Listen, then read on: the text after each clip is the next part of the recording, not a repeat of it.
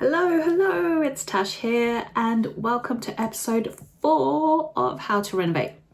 Okay, in this episode, we'll be looking at 5 important things you can do before you start renovating. So renovating a new home is really exciting and it's tempting to kind of just dive straight in and just get going, getting builders in, getting architects in to quote, before you've even taken the time to really think about what you want and you need from your renovation. So I just want to say, just stop, take a breath, and do these 5 important things first. In my 5-pillar process, the information in this episode falls under pillar 1, planning. As always, everything I teach about renovations falls under this 5-pillar process. And there'll be some information at the end on how to get your hands on some of the resources. Okay, so let's get started. So,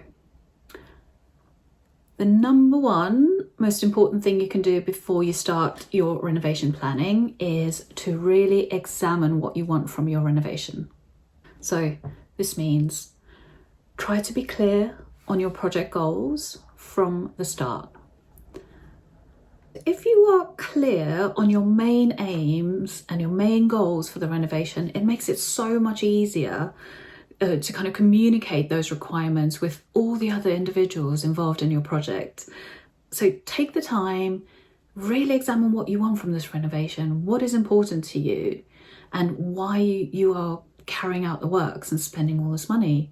Because, you know, it might be a change in family circumstances. It might be because you're now working from home or expecting a new baby. So really know why you are renovating and really keep that in mind throughout the whole renovation process, because it will guide you through the many tricky decisions that we'll have to make along this long renovation sequence and process. So it will really help you with those decisions along the way. I would also say, just make a note of the most important aspects of the project to you. So that means it might be your budget is most important to you, or finding the best builder you can is important to you. So just make a note of those things and keep them in mind as well. And I would say, you know, do some sketch work of the layout yourself. It doesn't have to be, you know, of a professional level, but you can learn to do a simple scale drawing. It's one of the lessons I want to teach down the line. But you can do a really simple scale drawing, and you can test out some internal layouts. You can really scrutinize them to see if it could work for you and your family. And this is a really good thing to do before engaging a designer or an architect, because you know, doing this work and documenting it is a great place to start, because as a bonus of kind of clarifying it in your own mind, it also starts putting together that brief that you can give then to your architect or to your designer. You know, and you can show them your notes and your drawings and your sketches, and you can use that as a starting point to clearly display your goals and to clearly show them what you're expecting from the project. And really, in the long run, if you go to them with a start point, it means they will have to spend less time kind of getting that information from you and figuring that out, and they will charge you for the time that they spend doing that. So at the same time, you're saving yourself money as well. I have covered some of this topic in episode 1.1, so you can go back and listen to that for a bit more on this point.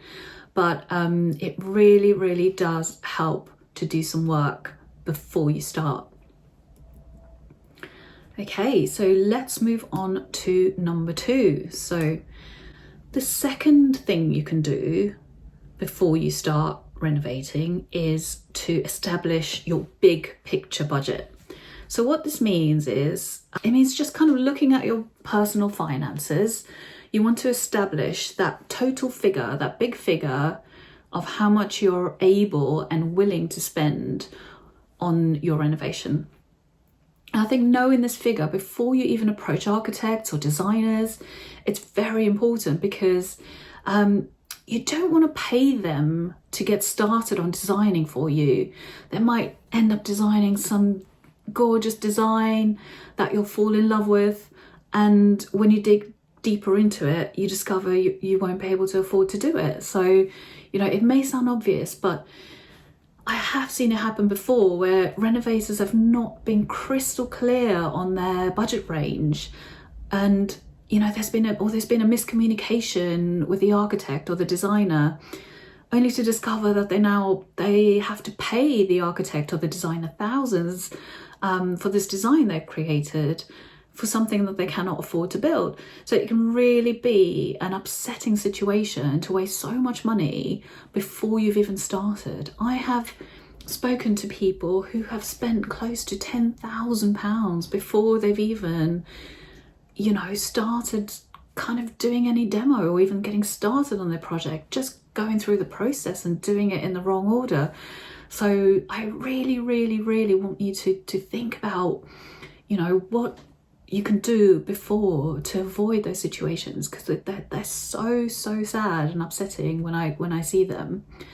But having both your information from point one that we've just discussed and your big picture budget from this point, having both of those pieces of information will put you in a really strong position to determine what you can achieve for your money. And also always remember to set some money aside for contingency, because unexpected expenses during a renovation are so common. So just make sure that when you go to any professional or any builder, that you have this information, that you know your big picture budget and you know what you ideally would like to spend on your project. Okay, let's move on to number 3 now, which is familiarize yourself with the correct process and sequence of a renovation. Okay, so if you've been following the series so far, you will know that I've said this a few times before. Really, this is so important. Learn the process from the start. Know what you're getting yourself in for. Learn about the process and the sequence of a renovation before you begin. Because if you put the work in at the start, you will really come out at the end with a successful renovation. Knowing the sequence, as well as your own renovation goals, as well as your layouts, your budget, your time, the scale and your finish spec, it will all put you in a position to save on both the builder and the professional fees. Because you will go to them and you will have a clear brief and a clear path to follow, which really will hugely reduce the time they need to spend on your project and any time wastage as well, which you will be paying for on an hourly basis. So really keep that in mind. Also, I would say, if you familiarize yourself with the sequence, you will know which professionals to hire for your project and in which order to hire them in, which is also really important. Because having all of this knowledge will give you kind of the confidence to take control of your project and really manage it effectively. You can research a process online, or you can keep following Self-Play Studio, keep following me, keep listening to this series, because I'm going to be publishing more information and creating more resources and lessons on a regular basis to teach renovators more about the process and how to follow it smoothly. Okay, so moving on to number 4. Okay, so number 4 is research which planning and permissions you may need. So again, this is really important, because depending on where you live and the kind of property you have, you may need to have planning permission for your home extension or renovation. So here in the UK, where I'm based in London, the UK has a portal. It's called the Planning Portal, and you can find it at planningportal.gov.uk. And it's generally great for checking if you require planning permission, but it also has loads of information and diagrams explaining the many elements of the planning permission requirements and the process as well. So Do check your local authority's website also, because some areas may have kind of individual requirements, but I would say the planning portal if you're in the UK, the planning portal is a great place to go and look and to just check if you need to apply for planning. Okay, so let's go through some kind of situations when you might or might not need planning permission. If you live in a freehold house, you may be able to carry out work under permitted development. So permitted development it's a set of planning permissions and that allows certain types of developments or changes to be made to a property without the need for a full planning application. If you live in a flat though, or in a conservation area, you will almost always need to apply for planning and submit a full planning application. So check the portal, check your local authority website, because if you live in a flat or conservation area, kind of anything that will affect what the exterior of the property looks like, it might even be adding one kind of roof light or Velux window, you will have to apply for planning permission. So just look at all of those. Just kind of familiarise yourself with when you might need planning permission. It's really good to do the research at the start because, you know, the whole process from having plans drawn up to getting your planning approval could take a good few months. It could take between the 4 and 6 months. So I would say, again, things to do before you start renovating is start researching whether you need to apply for planning permission. Another thing you can do is actually also look at what your neighbours have done. If your neighbour has received planning permission for an extension or a loft extension, it's highly likely that you will be able to do the same. So you can view all the current and previous planning applications online, usually on your local authority website. You can also see any rejections, why they were rejected. You can look up the approvals and see, why they were approved. There's usually notes on why they were approved or why they were rejected. So all of this information is really good to have before you start, even before you start going to your designer or architect, because if you kind of have the knowledge, then, you know, it's something that they don't have to do. They'll go in and double check. But if you go in and research and have that knowledge, when you go to them, it will save time and therefore save money as well. Let's move on to number 5. So number 5 is start asking friends and family for recommendations for designers, architects and builders. So this is a good one because even though you haven't even, started yet or put in a planning application, this process I find can be one that holds many people up. It takes a long time to find the people you're kind of willing to work with or at the right price that you're willing to pay. So the process can take quite a while.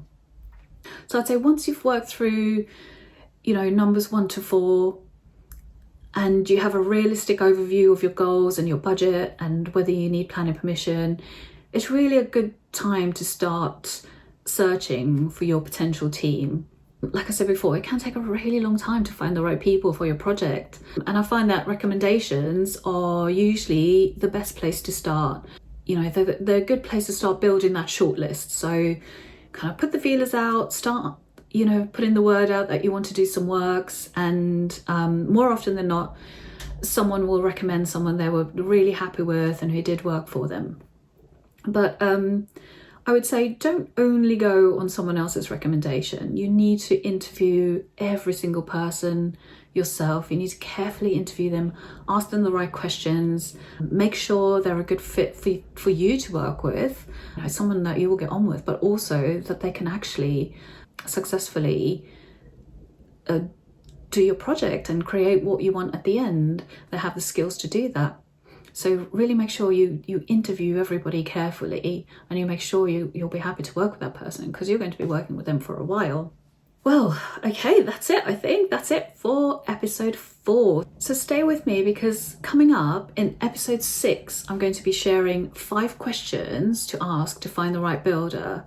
And then following straight on from that, in episode 7, I'm going to be going through a list of all the professionals that could potentially be involved in a renovation project. So stay tuned for those, because they are a good follow on from this episode. But that's it for this week, and I hope you enjoy the rest of your week. And it's bye for now. See you next time. Bye bye. For more information on my 5-pillar process for successful renovation, you can go directly to southplacestudio.com/pillars, where you'll find an introduction to the process and what each pillar covers.